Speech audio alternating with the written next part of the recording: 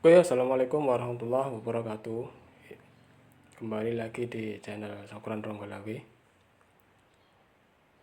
Sebelum masuk ke penjelasan atau video kali ini, jangan lupa subscribe, like, dan komen supaya channel ini terus berkembang. Oke, terima kasih sebelumnya.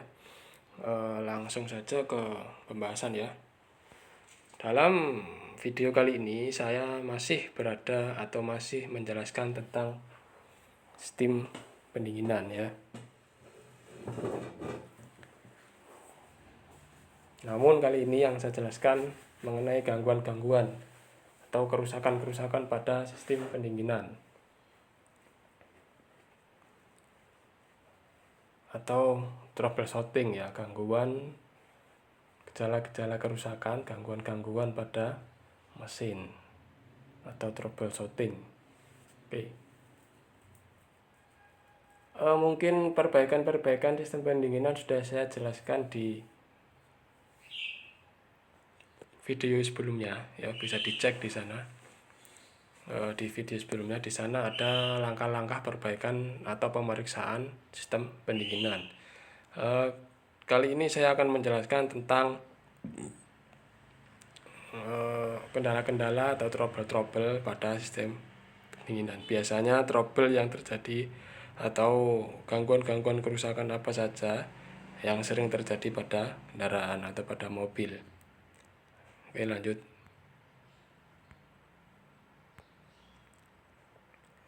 Nah, gangguan-gangguan pada sistem pendingin mesin mobil. Lanjut, next. Yang pertama, oli mesin bercampur air radiator pada mobil. Nah, ini kalau oli bercampur dengan air, bisa dibayangkan dampaknya pada seluruh bagian mesin kemungkinan akan menjadi berkarat ya.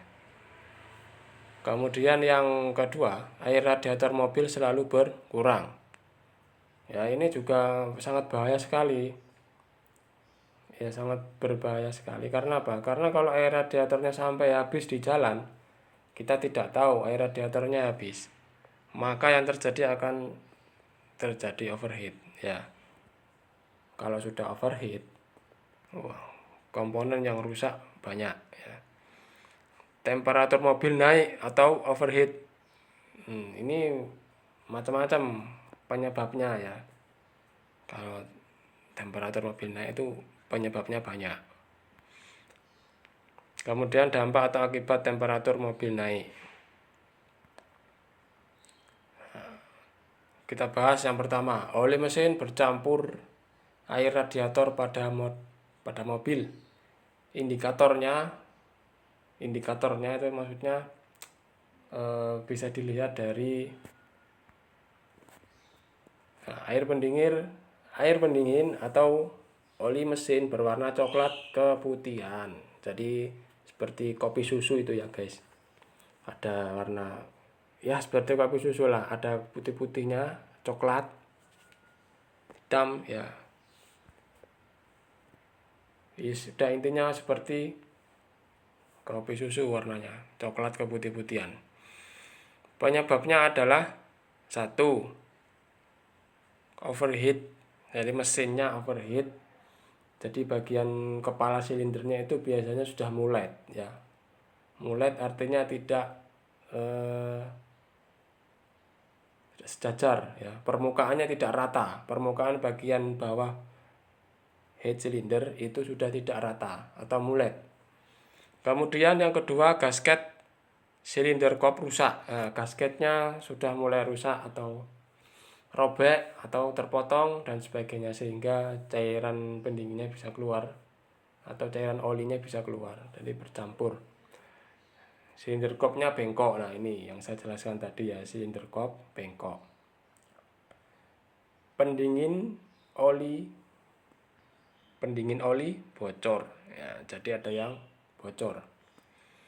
Kemudian cara perbaikannya adalah dengan cara mengganti gasket satu. Kemudian yang kedua, meratakan silinder kop jika bagian silinder kopnya bengkok. Kemudian ganti pendingin oli. Cara pencegahannya adalah memperhatikan indikator suhu pada dashboard ketika berkendara. Ya, memperhatikan indikator suhu pada dashboard ketika berkendara.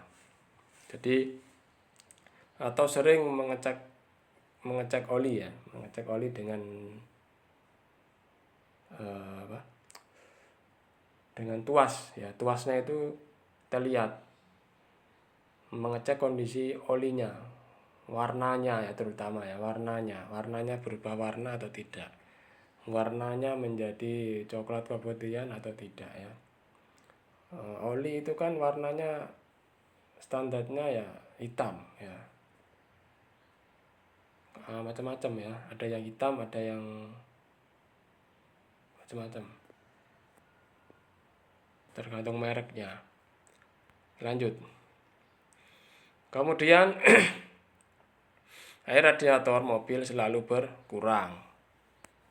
Nah, air radiator mobil selalu berkurang. Kenapa kok air radiator mobil itu selalu berkurang ya? Jadi selalu habis. Yang pertama, cek tutup radiator. Biasanya tekanan tutup radiator sudah melemah karena kerusakan pada karet atau tutup radiator, sehingga air radiator akan lebih cepat habis karena air radiator cepat mengalir ke tabung air cadangan sebelum tekanan buka klep, atau dengan kata lain pressure valve terbuka sebelum tekanan pressure valve tutup radiator tercapai. Nah, gini maksudnya. Kenapa kok cairan radiator itu cepat habis? Itu karena pegas pressure valve ya, pegas pressure valve itu sudah mulai lemah. Jadi pressure valve itu terdapat pegas ya. Pegasnya itu akan terbuka, pegasnya atau katupnya itu akan terbuka pada saat tekanan mencapai 0,9 bar atau 1,1. Di situ tertulis 1,1 ya. Atau 108 kilopascal ya. 1,1 bar atau 108 kilopascal. Macam-macam, ada yang 0,9. Kalau di standar Toyota itu adalah 0,9 ya. Ini enggak tahu ini mobil apa ini. Mungkin kan mobil-mobil besar. Jadi seperti itu. Jadi ada kerusakan pada tutup radiator, perlu dicek tutup radiatornya. Jika cairan pendingin atau coolant gampang habis, cepat habis, itu perlu dicek tutup radiatornya. Kemungkinan kerusakan adalah pada pressure valve-nya ya. Pressure valve-nya sudah mulai lembek, pegasnya sudah mulai lembek. Itu maka perlu diganti. Kemudian lanjut. Air radiator mobil selalu berkurang. Masih trouble yang sama ya. Terdapat tetesan air dari selang-selang radiator atau saluran pendingin mesin. Tetesan air ini biasanya sedikit demi sedikit keluar saat mesin dihidupkan, yang menandakan terdapat kebocoran pada air radiator. Nah, terjadi kebocoran pada sistem pendinginan. Oke ya, yang kedua, trouble atau kendala yang kedua ini adalah air radiator selalu berkurang. Penyebabnya adalah yang pertama tadi, tutup radiatornya rusak, terutama pada pressure valve-nya rusak. Kemudian yang kedua adalah terjadi kebocoran, terutama pada sambungan-sambungan selangnya, pada klem-klemnya. Bisa jadi klemnya itu kendor ya, klemnya kendor, jadi perlu dikencangkan. Atau selangnya sudah mulai aus ya. Selangnya sudah mulai aus atau sudah mulai retak, jadi terjadi kebocoran. Next. Yang ketiga adalah putaran kipas radiator lemah ya. Putaran kipas radiator lemah. Untuk kipas radiator elektrik biasanya terjadi kerusakan pada motor listrik atau motor cooling fan. Nah, seperti itu ya. Yang ketiga, putaran cooling fan rendah. Jadi air radiatornya akan selalu berkurang. Maka dicek pada motor listriknya. Jadi putarannya harus sekian ya. Ada standarnya sendiri putarannya itu. Kemudian next.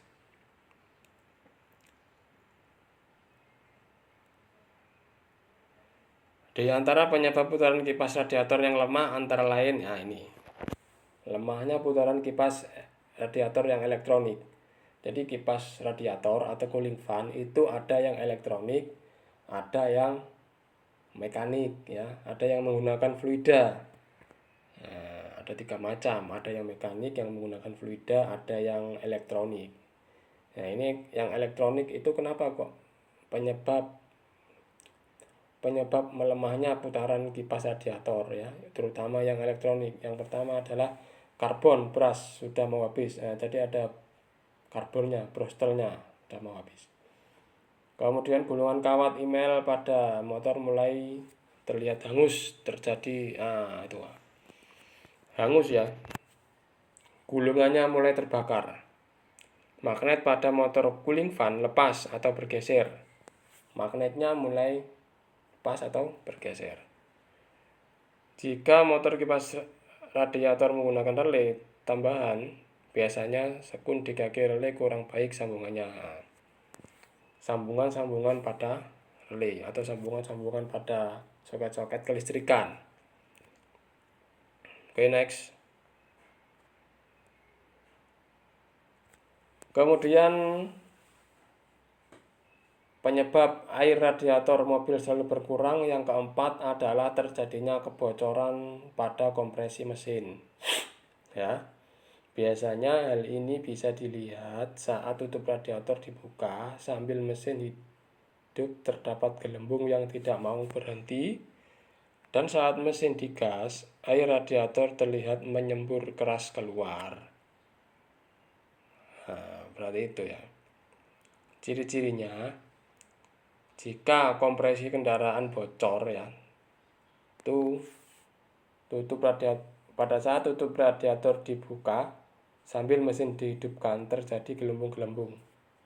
Kemudian jika saat digas ya, gasnya ditekan, cairan pendinginnya akan menyembur keras keluar ya, akan menyembur.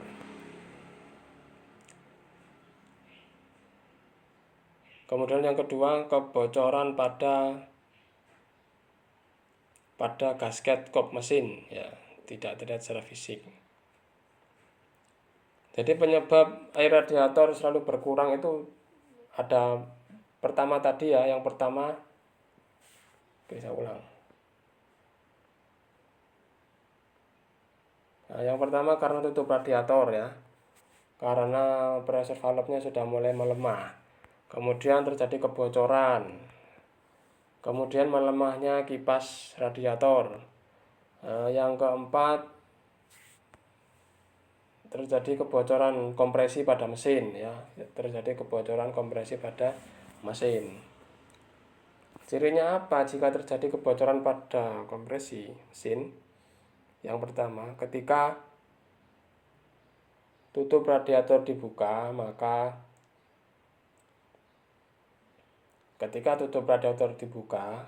dan mesin dinyalakan, maka terdapat gelembung-gelembung. Sedangkan yang kedua, ketika digas, maka cairan coolant-nya, cairan pendingin akan keluar ya, menyembur keluar. Next.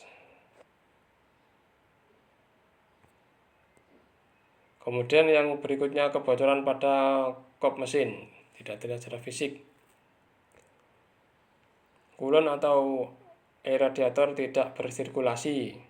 Nah, ini coolant atau air radiator tidak bersirkulasi. Ini penyebabnya adalah mungkin pompanya rusak ya, dia tidak bisa mensirkulasikan, atau saluran-saluran terdapat sumbatan di dalam saluran pendinginan.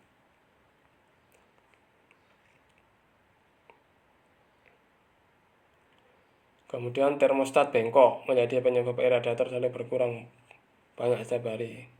termostatnya bengkok ya. Dan air radiator keluar karena air pendingin mesin tidak bersirkulasi melewati radiator karena termostat tidak bisa membuka.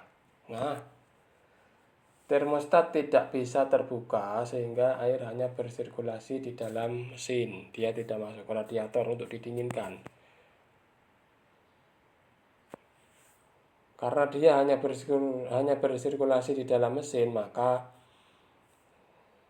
suhu dari coolant akan semakin panas dan akan terjadi penguapan yang lebih besar.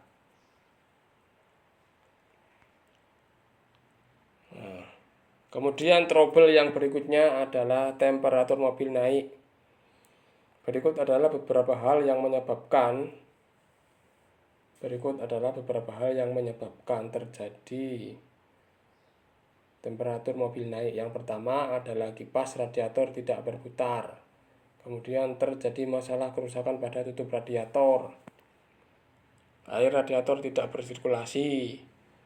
Terjadi kebocoran pada sistem pendinginan mesin mobil. Oil mesin berkurang dan berada di bawah garis lower.